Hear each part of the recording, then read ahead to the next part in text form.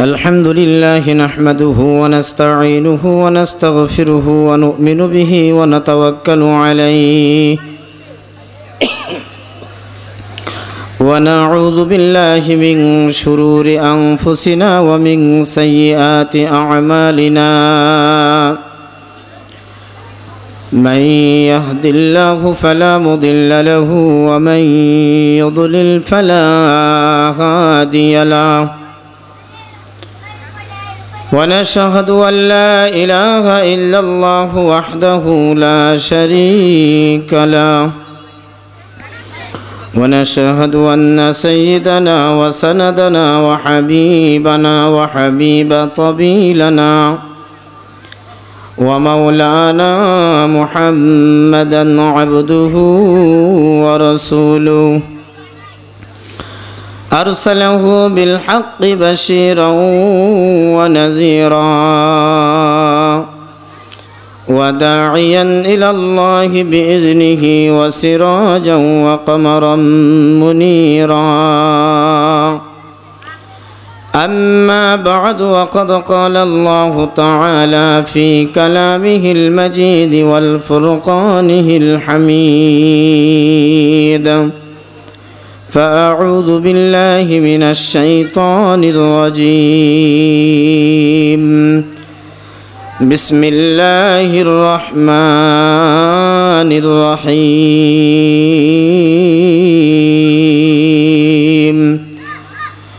لقد من الله عن المؤمنين إذ بعث فيهم رسولا منهم يتلو عليهم آياته ويزكيهم ويعلمهم الكتاب والحكمة وإن كانوا من قبل لفي ضلال مبين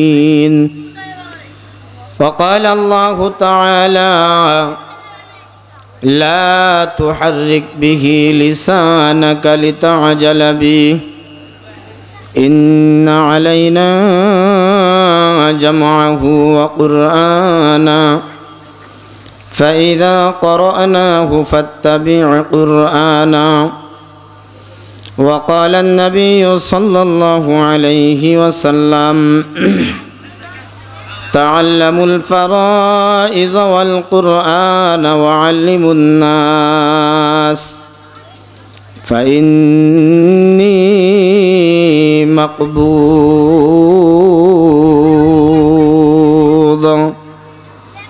وقال الله تعالى في آيات شان حبيبه إن الله وملائكته يصلون على النبي يا أيها الذين آمنوا صلوا عليه وسلموا تسليما নামাজের মধ্যে যে দুরূদ পড়া হয় আমরা সেই দুরূদ শরীফ পড়ি اللهم صل على محمد وعلى آل محمد كما صليت على إبراهيم وعلى آل إبراهيم إنك حميد مجيد اللهم بارك على محمد وعلى آل محمد كما باركت على إبراهيم وعلى آل إبراهيم إنك حميد مجيد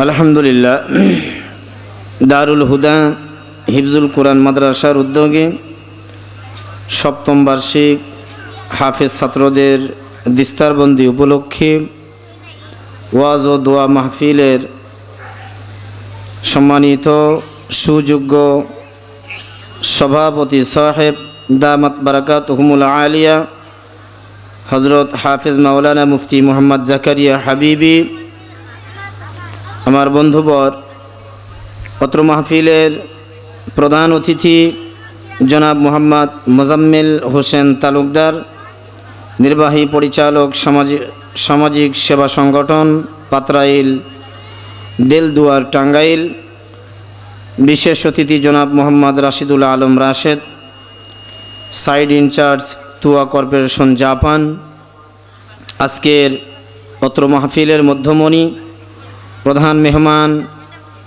মুফতি ইলিয়াসুর রহমান জিহাদি দামাত বারাকাতুহুমুল আলিয়া,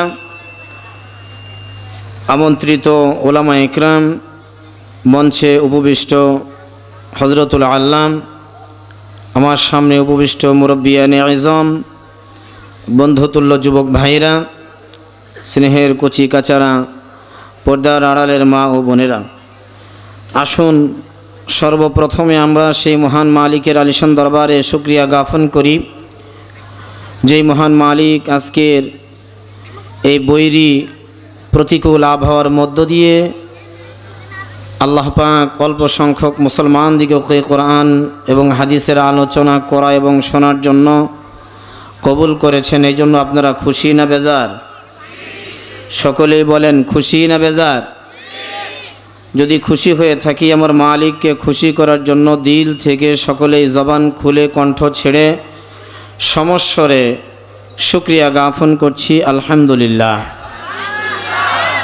অতবর লাখো কোটি দুরুদ বর্ষিত হোক সরকারে দু আলম নবীউল মুজাসসাম দু জাহানের নবী আকায়ে নামদার তাজদারে মদিনা জনাবে মুহাম্মদুর রাসূলুল্লাহ সাল্লাল্লাহু আলাইহি ওয়াসাল্লামের প্রতি। আলহামদুলিল্লাহ, আজকের এই মাহফিলটা হিফজুল কোরআন মাদ্রাসার উদ্যোগে,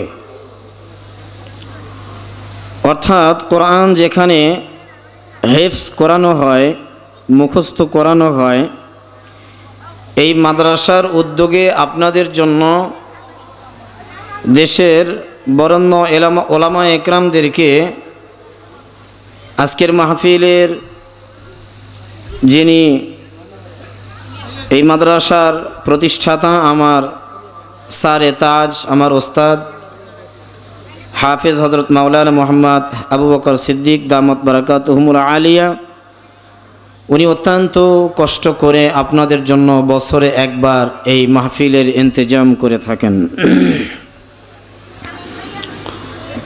কোরআনের মাহফিল, এখানে যদি আমার মনে হয় গান বাজনার কোনো আজকের প্রোগ্রাম হতো, এই মাঠটা ভরে যেত। আপনারা কি বলেন? আপনারা অনেকেই বলছেন জায়গা দেওয়া যেত না, এটাই কথা বাস্তব। কারণ হলো পচা দুর্গন্ধা যেগুলো জিনিস, এগুলো মাছি বেশি পড়ে, এটাই স্বাভাবিক। খুশবুদার ফুলের উপরে মৌমাছি বেশি যায় না, দুই চারটা মৌমাছি সেখান থেকে মধু সংগ্রহ করে তার নিজের বাসায় চলে যায়। আজকের এই মাহফিলে আপনারা লোক সংখ্যা যদিও কম, গান্দা পচা যেখানে মাছি বহুত সমবেত হয়, সেটা হলো দুনিয়াবি গান বাজনার মতো। আর আজকের মাহফিলে আপনারা যারা এসে উপস্থিত হয়েছেন, প্রতিকূল আবহাওয়ার মধ্য দিয়েও আল্লাহ পাক যাদেরকে কবুল করেছেন, আপনারা ফুল থেকে সুঘ্রাণ যেগুলো ছড়ায়, এই সমস্ত ফুল থেকে ভ্রমরের মতো মধু সংগ্রহের জন্য কোরআনের মাহফিলে এসেছেন। এই জন্য আপনারা সকলে খুশি তো? আলহামদুলিল্লাহ, মাশাআল্লাহ। আসুন, কোরআনুল কারীম, ফ্যানটা একটু ফিক্সড করে দিতে হবে। হ্যাঁ হ্যাঁ, ডাইরেক্ট। কোরআনুল কারীম আসমানি কিতাব সমূহের মধ্যে এটা একটি কিতাব। আমরা সকলেই কম বেশি জানি, মহান আল্লাহ রব্বুল আলামিন আমাদিগকে ঠিক করার জন্য, আল্লাহ ভোলা মানুষদিগকে আল্লাহওয়ালা করে দেওয়ার জন্য, জাহান্নামমুখী মানুষদিগকে জান্নাতমুখী করে দেওয়ার জন্য যুগে যুগে নবী রসুল পাঠিয়েছিলেন। নবী রসুলের সংখ্যা অনেকেই বলেন 1,24,000 বা 2,24,000 এমন বলে থাকেন। তবে সঠিক কথা হলো কতগুলো নবী রসুল আল্লাহ তাআলা এই দুনিয়াতে পাঠিয়েছেন, এর একমাত্র গণনা শুধুমাত্র আল্লাহ তাআলাই ভালো জানেন। এটা মানুষ কেবল আইডিয়া করে বলে। পৃথিবীর যে ইতিহাস, বয়স, সেই বয়সকে আইডিয়া করে মানুষ বলে যে এত লক্ষ বা সোয়া লক্ষ নবী রসুল আল্লাহ তাআলা দুনিয়াতে পাঠিয়েছিলেন। আমার কথা ওইটা না, আমার কথা হলো যতগুলো নবী রসুল দুনিয়াতে এসেছিলেন সমস্ত নবী রসুলদের মধ্য থেকে আল্লাহ তাআলা কিছু কিছু নবী রসুলদেরকে বড় বড় কিতাব সমূহের মধ্য থেকে 4 জন নবীকে, 4 জন রসুলকে বড় কিতাব দেওয়া হয়েছে, আর বাকি 100 জন নবীকে সোহফা কিতাব দেওয়া হয়েছে। 104খানা কিতাব, 104খানা কিতাবের মধ্য থেকে আমাদের জন্য যেই কিতাব দেওয়া হয়েছে এটা আমরা জানি কোরআনুল কারীম। এর পূর্বে যতগুলো কিতাব দেওয়া হয়েছে এই কিতাব বড় বড় কিতাবের মধ্যে তাওরাত, জবুর, ইনজিল আর সোহফা কিতাব, এগুলো ছোট ছোট কিতাব। এই কিতাব সমূহের উদ্দেশ্য একটাই ছিল আল্লাহ ভোলা মানুষদিগকে আল্লাহওয়ালা করে দেওয়ার জন্য। কোরআনুল কারীমের উদ্দেশ্যও এর থেকে ব্যতিক্রম নয়। কোরআনুল কারীমের উদ্দেশ্য এটার জন্যই যে আল্লাহ ভোলা মানুষদিগকে আল্লাহওয়ালা করে দেওয়ার জন্য।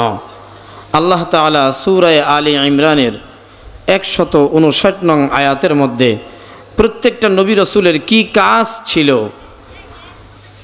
সমস্ত নবী রসুলদেরকে আল্লাহ তাআলা দুনিয়াতে পাঠিয়েছিলেন 4টি কাজ নিয়ে। কয়টি কাজ? আপনারা সকলে একটু আওয়াজ দিয়ে বলেন, কয়টি কাজ? এই 4টি কাজের কথাই সূরা আলে ইমরানের 159 নং আয়াতের মধ্যে আল্লাহ তাআলা তুলে ধরেছেন। আল্লাহ তাআলা বলেন, লাকাদ মান্নাল্লাহু আনিল মুমিনিন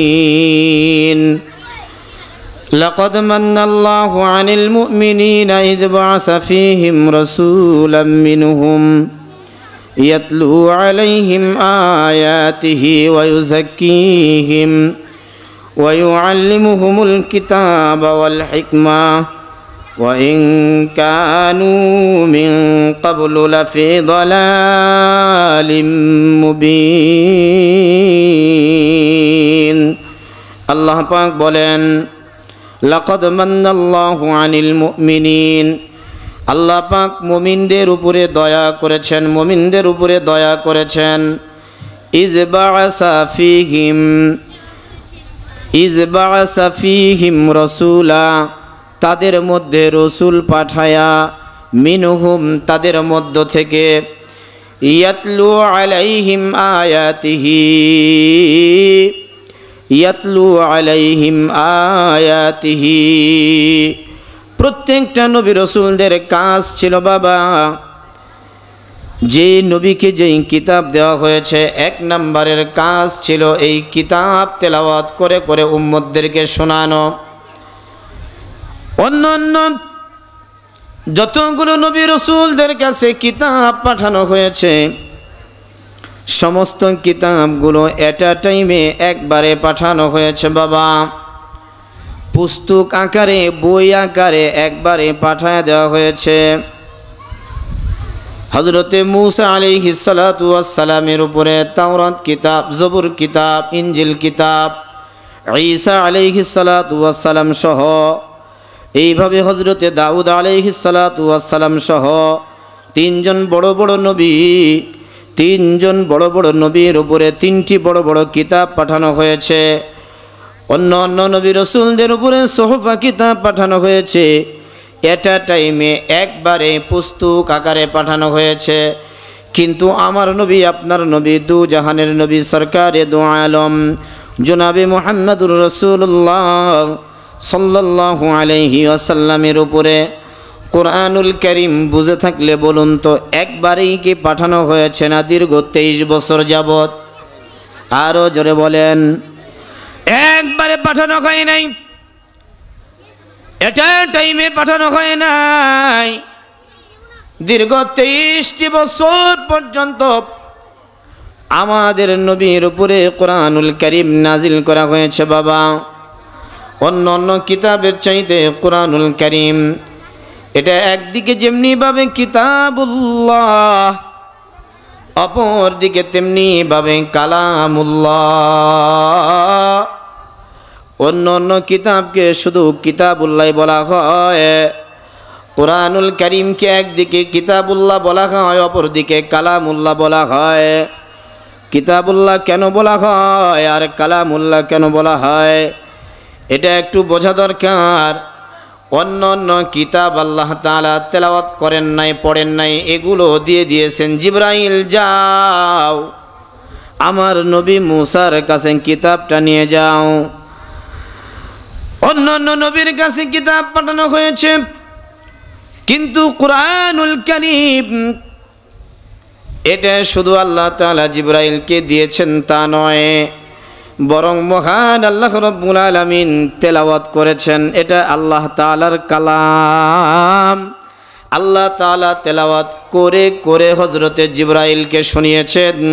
হযরতে জিবরাইল আলাইহিস সালাতু ওয়াস সালাম তেলাওয়াত শুনে শুনে এসে আমার নবী, আপনার নবী সরকারে দু আলম নবী জনাবে মুহাম্মদুর রাসূলুল্লাহ সাল্লাল্লাহু আলাইহি ওয়াসাল্লামের কাছে এসে তেলাওয়াত করে শুনাইছেন। এই জন্য প্রত্যেকটা নবী রসুলের এক নাম্বার কাজ ছিল বাবা, যেই নবীকে যেই কিতাব দেওয়া হয়েছিল, যেই নবীকে যেই কিতাব দেওয়া হয়েছিল, এই নবীদের এক নাম্বার কাজ ছিল তেলাওয়াত বেশি বেশি করা, তেলাওয়াত করে করে উম্মতদেরকে শোনানো। আমরা তো তেলাওয়াত করতেই চাই না। কুরআনুল কারীম এটা এমন একটা কিতাব, ঈমানের নজরে যদি এই কিতাবের দিকে আপনি মহব্বতে তাকিয়ে থাকেন, আল্লাহ পাক আপনার আমুলনামা থেকে গুনাহগুলো ঝরাইয়া দেয়। জোরে বলেন না সুবহানাল্লাহ, আরো জোরে বলেন সুবহানাল্লাহ। ঈমানের নজরে যদি আপনি তাকিয়ে থাকেন তবুও সওয়াব হয়। পড়তে জানেন না, মোহাব্বত করে করে কুরআনুল কারীম খুলে বসে আছেন, মোহাব্বত করছেন, এরপরেও আমুলনামায় সওয়াব হয়। কুরআনুল কারীম তেলাওয়াত করলেও সওয়াব হয়, কুরআনুল কারীম তেলাওয়াত শুনলেও সম পরিমাণ সওয়াব হয়। একটু না বুঝলেও জোরে চিৎকার দিয়ে বলেন না সুবহানাল্লাহ। কুরআনুল কারীম এটা আসমানি একটা ইলম, এটা আসমানি ইলম বাবা। দুনিয়াবি ইলম আর আসমানি ইলমের মধ্যে পার্থক্য, দুনিয়াবি ইলম আর আসমানি ইলমের মধ্যে পার্থক্য কতটুকু? মুফাসসিরিনে কেরামগণ বলেন আসমান এবং জমিনের মধ্যে পার্থক্য যতটুকু, আসমানি ইলম এবং দুনিয়াবি ইলমের মধ্যে পার্থক্য ততটুকু। একটু উদাহরণ দিলেই আপনারা বুঝবেন। এই যে বর্তমানে আমাদের দেশে আমাদের মাতৃভাষাকে বলা হয় বাংলা ভাষা, জোরে বলেন কথা ঠিক কিনা? বাংলা ভাষা এটা যখন শুরু হয়েছে, আমরা যে পড়ি ক, খ, গ, ঘ, ঙ, এই বর্ণগুলো সর্বপ্রথম যিনি উদ্ভিদ করেছেন, যিনি তৈরি করেছেন, সর্বপ্রথম যিনি বানিয়েছেন, উনি কি এটা কারো থেকে শিখে এসেছিলেন? না না না, উনি চিন্তা গবেষণা করে করে চিন্তা করলেন এই রকম একটা প্যাঁচ দিয়ে একটা সামনের দিকে গোল চিহ্ন দিয়ে দিলেই এর নাম আমি ক রেখে দিলাম। এইভাবে মাথাটা বাঁকায়া দিয়া একটু একটা আঁকা বাঁকা অক্ষর লিখে দিলাম, এর নাম আমি খ লিখে দিলাম। তার মানে হলো এর পূর্বে এর কোনো ওস্তাদ ছিল? জোরে বলেন ছিল? এর ওস্তাদ ছিল না, বরং সে মূর্খ মানুষ গবেষণা করে করে নিজে যা মনে করেছে, ভালো মনে করেছে, নিজে যা ভালো মনে করেছে, এতটুকুর দ্বারা এসে এই অক্ষরগুলো বর্ণগুলো তৈরি করেছে। আমাদেরকে বলেছে এটার নাম ক, আমরাই বলেছি ক। আমাদেরকে বলা হয়েছে এর নাম খ, আমরা বলেছি হ্যাঁ এর নাম খ। আমাদেরকে বলা হয়েছে এর নাম গ, আমরা মনে করেছি হ্যাঁ এর নাম গ। এর ব্যতিক্রম কিছু নয় বাবা। সর্বপ্রথমে যিনি এই অক্ষরগুলো তৈরি করেছেন, উনি একটা প্রাথমিক লেভেলে, প্রাইমারি লেভেলে একটা ক্লাস তৈরি করেছেন, সেটা হলো ক্লাস 1। ক্লাস 1-এ যারা পড়াশোনা করেছে তারা গবেষণা করে করে চিন্তা করলো শুধু এতটুকু সীমাবদ্ধতার মধ্যে থাকলে চলবে না, বরং এর থেকে ইলম জ্ঞান আরেকটু বাড়ানো দরকার। এই জন্য তারা গবেষণা করে করে দ্বিতীয় শ্রেণী তৈরি করেছে। দ্বিতীয় শ্রেণীতে যারা পড়াশোনা করেছে এরা গবেষণা করে করে তৃতীয় শ্রেণী তৈরি করেছে বাবা।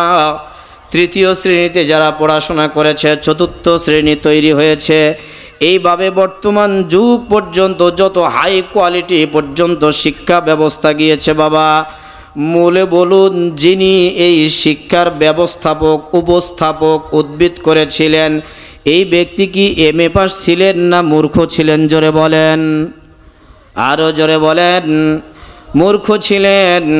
তাহলে বোঝা যায় দুনিয়ার জ্ঞান এটা মূর্খামু থেকে উদ্ভিদ, এটা মূর্খামু থেকে উৎপত্ত, এটা মূর্খামু থেকে তৈরি, মূর্খ একজনের থেকে এটা তৈরি হয়েছে। যার কারণে দেখেন সময়ের ব্যবধানে এটা পুস্তকটা আলাদা হয়ে যায়, বদল হয়ে যায়।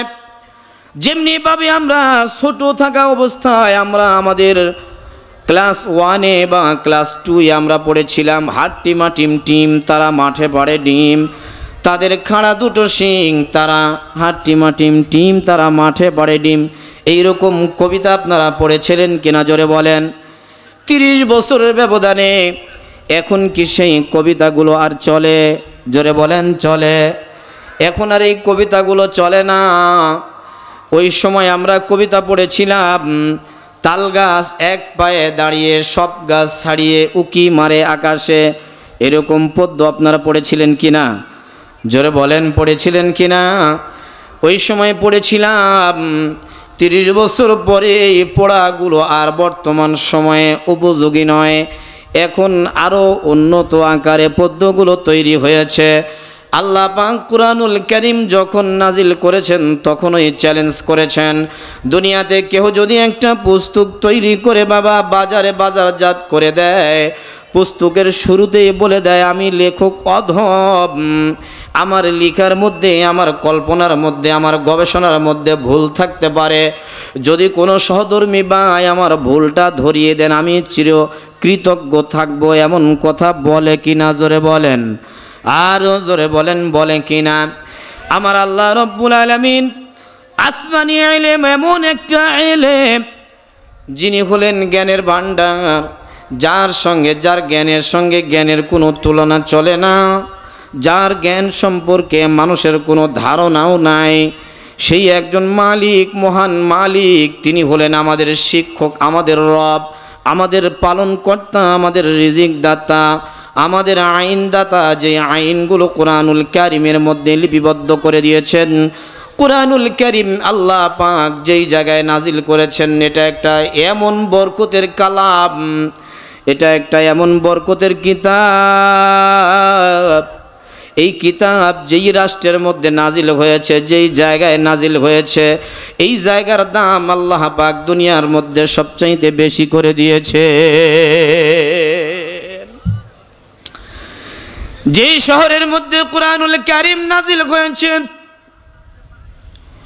এই শহরের দাম মুসলমানদের কাছে বেশি না কম? জোর আওয়াজে একটু বলেন, আরো জোরে বলেন, কম না বেশি? এর চাইতে ভালো ভালো শহর কি দুনিয়ায় নাই? আছে বাবা, আছে আছে আছে। কিন্তু ধর্মপ্রাণ মুসলমান যারা, তাদের কাছে নিজের কলিজার চাইতে এই শহরের দাম বেশি, যার কারণে মুমিনদের অন্তরের মধ্যে এমন একটা আশা লুকায়িত থাকে, আল্লাহ পাক যদি কখনো কবুল করে তাহলে এই শহরে আমি একবার যাব হজের জন্য, এমন নিয়ত থাকে কি থাকে না? আরও জোরে বলেন, থাকে কি থাকে না?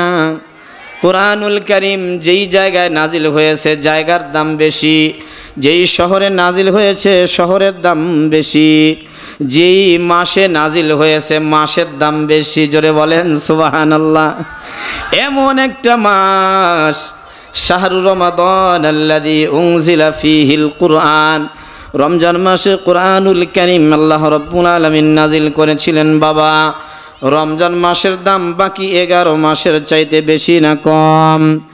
জোরে বলেন, বেশি না কম? বেশি বেশি বেশি বেশি। শুধু তাই নয়, যেই রাত্রিতে কোরআনুল কারীম নাজিল করেছেন এই রাতের দাম অন্য অন্য রাতের চাইতে বেশি না কম? আরও জোরে বলেন, বেশি না কম? এই রাতের দামও মহান আল্লাহ রাব্বুল আলামিন বাড়িয়ে দিয়েছেন। কত বেশি বাড়িয়ে দিয়েছেন! লাইলাতুল কদরে খায়রুম মিন আলফি শাহর, এটা হাজার মাস অপেক্ষা এই রাতের দাম বেশি, এই মাসের দাম বেশি।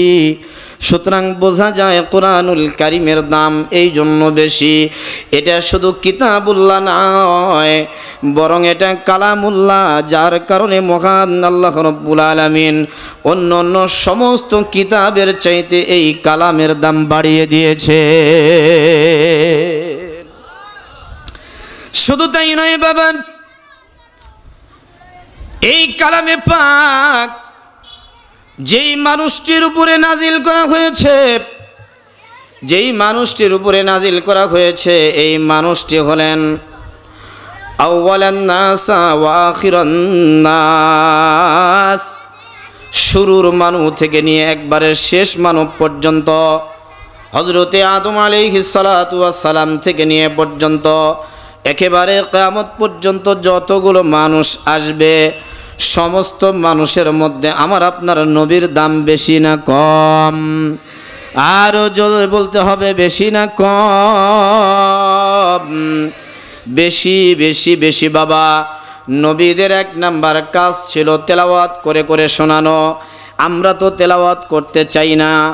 আলেম উলামাও যারা আছি, কোরআনের হাফেজ যারা আছি, নিম্নে প্রতিদিন 6 পারা তেলাওয়াত করা দরকার হাফেজদের জন্য, আলেমদের জন্য 3 পারা প্রতিদিন তেলাওয়াত করা দরকার। সাধারণ কারি সাহেব যারা আছেন নিম্নে 2 পারা তেলাওয়াত করা দরকার। আপনার যারা আপামর আছেন, যারা কোরআন তেলাওয়াত করতে পারেন, তাদের নিম্নে 1 পারা তেলাওয়াত করা দরকার। বুঝে থাকলে বলুন, সত্য কথাটা একটু সাক্ষ্য দিয়ে দেন বাবা। হাফেজ থেকে শুরু করে আপামর জনগণ পর্যন্ত যেই নিয়মগুলো রয়েছে, উলামায়ে কেরামগণ যেই নিয়মগুলো বেঁধে দিয়েছেন, এই নিয়ম অনুযায়ী আমরা কি তেলাওয়াত করি? আরও জোরে বলেন, তেলাওয়াত করি? তেলাওয়াত করি না, তেলাওয়াত করি না। অথচ 1 নাম্বারের নবীদের কাজ ছিল, সমস্ত নবীদের কাজ ছিল 4টি। 1 নাম্বারের কাজ হলো যেই নবীকে যেই কিতাব দেওয়া হয়েছে, এই কিতাব তেলাওয়াত করে করে উম্মতদেরকে শোনানো, তেলাওয়াত করে করে উম্মতদেরকে শোনা নিজের ইত্তেবায় নিয়ে আসা। আমার নবীও তেলাওয়াত করতেন, এত বেশি তেলাওয়াত করতেন বাবা, এত বেশি তেলাওয়াত করতেন। আল্লাহ পাক বলেন, লা তুহাররিক বিহি লিসানাকা লিতাআজালা বি, ইন্না আলাইনা জামআহু ওয়া কুরআনা ফাইযা ক্বরানাহু ফাত্তাবি' কুরআনা। জোরে বলেন না সুবহানাল্লাহ? আরও জোরে বলেন না সুবহানাল্লাহ? আমরা তেলাওয়াত করতে চাই না, কিন্তু নবীজি এত বেশি তেলাওয়াত করেন। কেন তেলাওয়াত করেন বাবা, এটা কি জানেন? অন্য অন্য নবীর উপরে যেই কিতাবগুলো দেওয়া হয়েছিল, কিতাবগুলো বাইন্ডিং অবস্থায় পুস্তক আকারে দেওয়া হয়েছে। আমার আপনার নবীকে এইভাবে পুস্তক আকারে কোরআন দেওয়া হয় নাই। নবী যেখানে কোরআন, সেখানে আল্লাহ পাক পাঠিয়ে দিয়েছেন। নবীজি মক্কায়, কোরআন ও মক্কায়। নবীজি নিজের ঘরের মধ্যে কোরআনুল কারীম জিবরাইল নিয়ে ঘরের মধ্যে। নবীজি কখনো মরুভূমিতে কোরআনুল কারীম আল্লাহ পাক জিবরাইল দ্বারা মরুভূমিতে পাঠিয়ে দিয়েছেন। আল্লাহর নবী, আমার নবী, আপনার নবী, সরকারে দু আলম নবী জনাবে মুহাম্মদুর রাসূলুল্লাহ সাল্লাল্লাহু আলাইহি ওয়াসাল্লাম কখনো পাহাড়ে আল্লাহ পাক জিবরাইল দ্বারা কোরআনুল কারীম পাঠিয়ে দিয়েছেন পাহাড়ে। যাও জিবরাইল যাও, আমার হাবিবের কাছে কোরআনুল কারীম নিয়ে যাও। কোরআনুল কারীম নিয়ে জিবরাইল আমার নবী, আপনার নবীর কাছে পৌঁছে গিয়েছেন। আমাদের নবী চিন্তা করলেন, আমার কাছে কোরআনুল কারীম আল্লাহ তাআলা হযরতে জিবরাইল যেইভাবে তেলাওয়াত করেছেন, এইভাবে তেলাওয়াত করেছেন আমার মালিক, আমাকেও সেইভাবে তেলাওয়াত করতে হবে। আল্লাহ পাক কালামে পাকের মধ্যে বলে দিয়েছেন, ফাইজা ক্বরানাহু ফাত্তাবি' কুরআনা। আমি যেইভাবে তেলাওয়াত করার জন্য জিবরাইলের মাধ্যমে আপনার কাছে শোনায় দিলাম, এইভাবেই আপনি ওইটাকে অনুসরণ করেন, এইভাবেই তেলাওয়াত করেন। বেশি বেশি তেলাওয়াত করতেন, এই জন্য নবীজি বেশি বেশি তেলাওয়াত এই জন্য করতেন। একটা জের জবর যদি এই দিক ওই দিক হয়ে যায়, তাহলে আমার পুরা উম্মতরা পথভ্রষ্ট হয়ে যেতে পারে। তাদের তেলাওয়াতের মধ্যে ভুল চলে আসতে পারে। এই জন্য নবীজি বেশি বেশি তেলাওয়াত করতেন।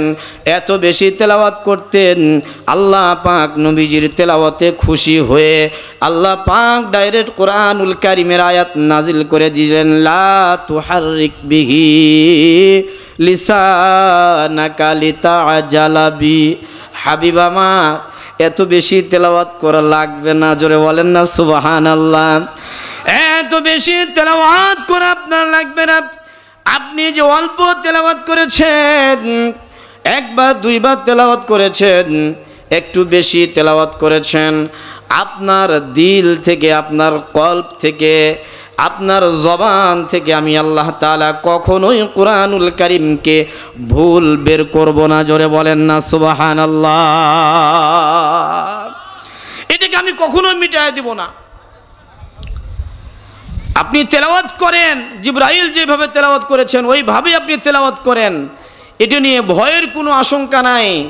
আল্লাহ পাক নিজেই তো কোরআনুল কারীম হেফাজতের দায়িত্ব নিয়েছেন। অন্য জায়গায় এই আয়াত আপনাদের কমবেশি সকলের মুখস্থ আছে। আল্লাহ পাক বলেন, ইন্না নাহনু নাযালনা যিকরা ওয়া ইন্না লাহু লাহাফিজুন।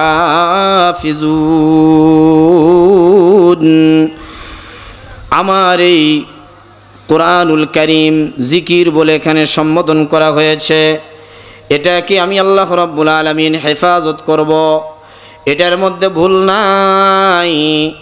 যালিকাল কিতাবু লা রাইবা ফি, এটার মধ্যে ভুল নাই, ভুলের কোনো সম্ভাবনাও নাই। আমি যে নির্ভুল আকারে পাঠায় দিলাম, এটা শুধু নির্ভুল আকারে আপনার হায়াতে জিন্দেগি পর্যন্ত থাকবে তা নয়, বরং কিয়ামত পর্যন্ত আমি আল্লাহ রাব্বুল আলামিন নির্ভুল অবস্থায় রাখবো। এর মধ্যে জের জবর পেশ একটা নোক্তা পর্যন্ত কেহ উলট পালট করার ক্ষমতাও রাখবে না, জোরে বলেন কথা ঠিক কিনা। কোরআনুল কারীম হেফাজত করবেন আমার মালিক। তাই তো জরিপে চলে আসছে বর্তমানে বাংলাদেশে প্রায় 18 থেকে 19 কোটি মানুষ বাবা, এর মধ্যে প্রায় 40 লাখের উপরে কোরআনের হাফেজ রয়েছে, জোরে বলেন না সুবহানাল্লাহ। আরো জোরে বলেন সুবহানাল্লাহ। আজকে যে মাহফিলে ছাত্রদের পাগড়ি প্রদান করা হবে, অর্থাৎ এরা কোরআনুল কারীম হেফজ করেছে, মুখস্থ করেছে, এটা আপনাদের এলাকার জন্য গর্ব। যেই এলাকায় প্রতিদিন কোরআন তেলাওয়াত হয়, এই এলাকায় তো আল্লাহ রাব্বুল আলামিনের সাকিনা রহমত বর্ষণ হয়, জোরে বলেন না সুবহানাল্লাহ। এমন একটা জায়গায় মাদ্রাসা তৈরি হওয়াতে আপনারা খুশি না বেজার? কোরআনুল কারীমের সঙ্গে যারা সম্পর্ক রাখবে, কোরআনের দাম আল্লাহ তাআলা বাড়াবে না, কারণ কোরআনের দাম আল্লাহ তাআলা এত বেশি বাড়াইছেন, এটার দাম আর বাড়ানোর কোনো প্রয়োজন নাই। এটার দাম কত বাড়ছেন, বাড়তে বাড়তে বাড়তে বাড়তে বাড়তে বাড়তে কালামুল্লাহ আল্লাহ তাআলা কালাম হিসাবে স্বীকৃতি পেয়েছে, এর উপরে আর কোনো দাম হয় না। এখন যারা কোরআনুল কারীমের সঙ্গে নিজেকে জড়ায় রাখবে, আল্লাহ পাক সেই গোলামের দামকে বাড়ায় দিবেন, জোরে বলেন না সুবহানাল্লাহ। হযরতে ফারুক আযম, যিনি ইসলাম কবুল করার পূর্বে মক্কা নগরীতে তিনি একজন বড় নেতা ছিলেন, লিডার ছিলেন।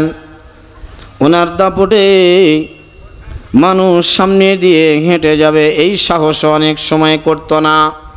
ফারুক আজম একটা মরুভূমিতে, আল্লাহর নবী দুনিয়ায় নাই, এমন সময় কিছু সাথীদেরকে নিয়ে কোনো একটা জায়গায় যাওয়ার সময় মরুভূমিতে পৌঁছলেন। এমন একটা জায়গায় গিয়ে মরুভূমির দিকে তাকায় তাকায় নিজের চোখের পানি ফালায়। সাথীরা জিজ্ঞাসা করে, খলিফাতুল মুসলিমিন, আপনি তো এখন অর্ধ জাহানের বাদশাহ, শুধুমাত্র বাংলাদেশের মতো ছোট্ট একটা রাষ্ট্রের বাদশাহ নয়, 56,000 বর্গ কিলোমিটার যে আমাদের বাংলাদেশ, এই বাংলাদেশের মানচিত্রের মধ্যে বাংলাদেশ এই কথাটা লিখতে অনেক সময় জায়গা হয় না। শিক্ষিত মানুষ যারা আছেন তারা বুঝতে পারবেন, এই মানচিত্রের মধ্যে বাংলাদেশ এটা লেখার জন্য জায়গা হয় না, বের হয়ে যেতে চায়, লেখাটা অনেক ছোট করে লিখতে হয়। হযরতে ফারুক আজম শুধু বাংলাদেশের মতো ছোট্ট একটা রাষ্ট্রের নেতা নয় বাবা, বরং পুরা পৃথিবীর অর্ধ জাহানের বাদশাহ, পুরা পৃথিবীর অর্ধ পৃথিবীর বাদশাহ। এমন একজন বাদশাহ মরুভূমিতে গিয়া মরুভূমির দিকে তাকাইয়া নিজের চোখের পানি ফালায়। সাথীরা জিজ্ঞাসা করে, খলিফাতুল মুসলিমিন, আপনি কেন চোখের পানি ফালান, কেন চোখের পানি ফালান, আপনি কেন কাঁদেন? আপনার তো কোনো অভাব নাই, আপনি কেন কাঁদেন হুজুর, আপনি একটু বলেন। ফারুক আজম ডাক দিয়ে বলে, আমার সাথীরা শোনো শোনো শোনো, এই মরুভূমিতে আমি এক সময় ছাগল চড়াতাম। এই ছাগল চড়াইয়া যখন আমি সন্ধ্যার সময় বাড়িতে নিয়ে যেতাম, আমি ওমর ফারুক এত হাবা ছিলাম, এত বোকাশোকা ছিলাম, আমার ছাগলগুলো গণনা করে করে আমার বাবাকে আমি বুঝ দিতে পারতাম না। হয়তোবা আমি 50টা ছাগল নিয়ে আসছি, 50টা ছাগল আমি নিয়ে বাসায় যেতে পারি নাই। বাসায় যখন ছাগল নিয়ে গিয়েছি, দেখা গেছে একটা বা দুইটা ছাগল কম হয়ে গিয়েছে। আমার বাবা আমার প্রতি রাগান্বিত হয়ে আমাকে বকানি দিয়েছে, মার দিয়েছে। আবার ছাগল কখনো নিয়ে আসছি 100টা, আমার ছাগলের সঙ্গে অন্য মানুষের ছাগল বেশি হয়ে চলে গিয়েছে 110টা। বাবা এরপরেও বকানো দিয়েছে, আমাকে মার দিয়েছে, গালি দিয়েছে। আমি এত বোকা ছিলাম। আজকে এই মরুভূমির দাঁড়াইয়া আমি একটা জিনিস আমার মাথার মধ্যে চলে আসছে, কুরআনুল কারীম আসমানি ইলম, আসমানি ইলম আল্লাহ পাক আমার ভিতরে দিয়ে আমার দাম কতটা বাড়াইছে। এখন আমি ছাগলের রাখাল নয়, বরং পুরা পৃথিবীর অর্ধ জাহানের মানুষের রাখাল আল্লাহ পাক আমাকে বানিয়েছে। কুরআনুল কারীমের সঙ্গে যারাই লেগে থাকবে তাদের দাম বেড়ে যাবে। আপনি যদি নামাজ পড়েন বাবা, আপনার দাম বাড়বে, নামাজের দাম বাড়বে না। আপনি যদি জিকির করেন, জিকিরের দাম বাড়বে না, বরং আপনার দাম বাড়বে। ইয়ামানত চাঁদে রোজা নজদে মাস্ত, ইয়ামানত চাঁদে রোজা নজদে মাস্ত, দর হাকিকত মালিকে গরশি খুদাস্ত, দর হাকিকত মালিকে গরশি খুদাস্ত। আল্লাহ পাক কালামে পাকের মধ্যে ডেকে ডেকে বলেন, ফারিহিনা বিমা আতাহুমুল্লাহু মিন ফাদলি। একজন মুমিন বান্দা যখন কবরে চলে আসবে, তার রবের দয়া দেখে, অনুগ্রহ দেখে তারা বড় আনন্দিত হয়ে যাবে, খুশি হয়ে যাবে। অথচ জমিনের মধ্যে আমরা যারা মুমিন হিসাবে নিজেকে দাবি করি বাবা, একটা বাড়ির মালিক হয়েছি, আমাদের চাহিদা পূর্তি হয় নাই। 1 কোটি টাকার মালিক হয়েছি, এরপরেও আমাদের চাহিদার কমতি নাই। টাঙ্গাইল শহরের মধ্যে 10 তলা বিল্ডিংয়ের মালিক হয়েছি, এরপরেও আমার আশা কম নাই, বরং আমার আশায় রয়েছে আরেকটি যদি 10 তলা বানাতে পারতাম। 1 বিঘা জমির মালিক আল্লাহ পাক আমাকে বানিয়েছেন, আমার মনে হয় আরও 10 বিঘার মালিক যদি আমি হতে পারতাম। জোরে বলেন কথা ঠিক কিনা? আল্লাহ পাক বলেন, গোলাম ফারিহিনা বিমা আতাহুমুল্লাহু মিন ফাদলি, কবরের মধ্যে তুমি আসার পরে তোমাকে যেই অনুগ্রহ আমি করব, এর দ্বারায় তুমি খুশি হয়ে যাবা। অথচ দুনিয়াতে তোমাকে আমি অনুগ্রহ করেছি, কেন তুমি খুশি হও না? হাত একটা অনুগ্রহ আল্লাহ তাআলার দয়া কিনা? জোরে বলেন। চোখ আল্লাহ তাআলার পক্ষ থেকে নিয়ামত, এটা আমাদের জন্য আল্লাহর পক্ষ থেকে অনুগ্রহ কিনা? পা আমাদের জন্য আল্লাহ তাআলার একটা দয়া, অনুগ্রহ। এগুলো পেয়ে আমরা খুশি হই না। আমাদের ভিতরে যে দিল রয়েছে, আমাদের ভিতরে কলব রয়েছে, আত্মা রয়েছে, এগুলোর দ্বারা আমাদের খুশি হতে চায় না। আমাদের যে ব্রেন দিয়েছেন আল্লাহ পাক, এটাও আমাদের জন্য নিয়ামত, এটা নিয়েও আমরা খুশি হই না। আমাদের খুশি হলো আমরা যদি আরও পেতাম, আরও পেতাম, আরও পেতাম। আল্লাহ পাক বলেন, আলহাকুমুত তাকাসুর হাত্তা জুরতুমুল মাকাবির। ও গোলাম, তোর আশা পূর্তি হবে, তোর আশা পূর্তি হবে। যেই সময় তুই কবরে চলে আসবি, কবরের মাটি যখন তোর পেটের মধ্যে যাবে, এরপরে গা তোর আশা পূর্তি হবে, আশা পূর্ণ হবে। এর আগে তোর আশা পূর্ণ হবে না। কেন পূর্ণ হবে না? আল্লাহ পাক অন্য জায়গায় বলেন, ইন্নাল ইনসানা লিরাব্বিহি লাকানুত। মানুষ বড় বেঈমান, মানুষ বড় নিমুখ।